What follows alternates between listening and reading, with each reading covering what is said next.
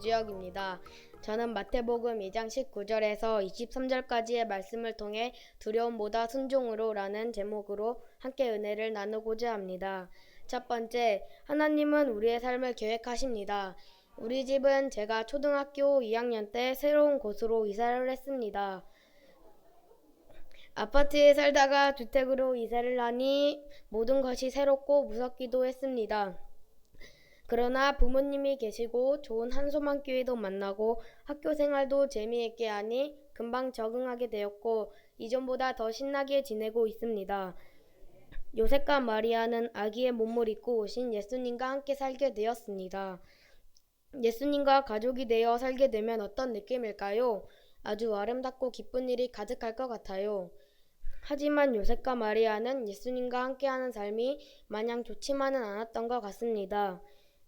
예수님이 태어나자마자 요셉과 마리아는 예수님을 죽이려고 하는 무시무시한 헤롯 왕을 피해 아무런 연고도 없는 애굽 땅에서 살아야만 했습니다. 그 땅에 적응하기도 힘들었을 텐데 어느 날 하나님께서 계획하신 대로 다시 요셉과 그 가정을 이스라엘 땅으로 부르셨습니다. 요셉은 하나님의 말씀에 순종하려 했지만 그 마음에는 두려움이 가득했습니다.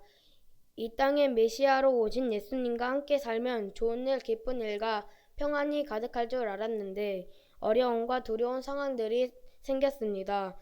그러나 요셉과 마리아는 두려움에 넘어지지 않고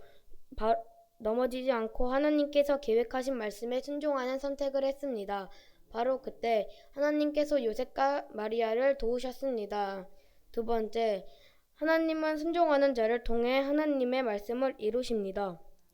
하나님을 해하려던 헤롯 왕이 죽었으니 이제 이스라엘 땅으로 돌아가라고 천사가 말씀해 주셨지만 요셉은 여전히 헤롯 왕과 그의 아들에 대한 두려움 때문에 말씀에 순종하기 쉽지 않았습니다. 그러나 요셉 한 사람의 결단과 순종으로 인해 예수님을 나사렛 사람이라 칭하리라 라는 예언의 말씀이 이루어졌습니다. 저도 매주 들려주시는 전도사님의 말씀과 부모님의 말씀에 어려움이 있더라도 순종하면 하나님의 영광을 위해 쓰임받는 사람이 되게 해주실 것을 믿습니다. 세 번째, 어려움과 걱정이 있더라도 하나님은 그 문제를 이겨내게 하십니다. 애굽 땅에 숨어 살던 요셉과 마리아는 항상 두려움과 걱정이 많았을 것입니다. 그런 요셉의 꿈에 천사가 나타나 앞으로 어떻게 해야 할지를 말씀해 주십니다. 우리의 미래가 막막할 때 하나님께서는 말씀을 통해 용기를 주시고 우리가 나아갈 바를 알게 해 주십니다.